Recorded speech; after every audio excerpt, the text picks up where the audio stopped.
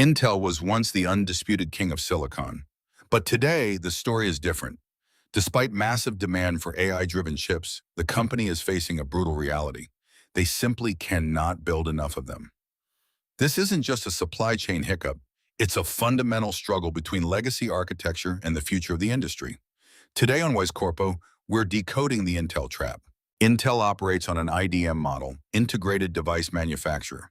They design and build their own chips. While this used to be their biggest advantage, it's now a bottleneck. To fix their balance sheet, CEO Lip Bhutan had to make aggressive cuts to capital expenditure. The result? A CapEx trap.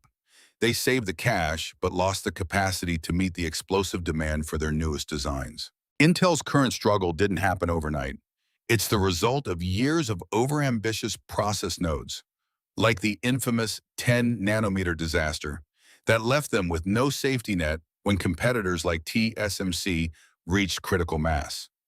By focusing on short-term profits over R&D, they handed the market for core-heavy processors to rivals like AMD. Intel is currently redirecting production to favor high-margin server chips for AI, leaving consumer chip revenue to decline.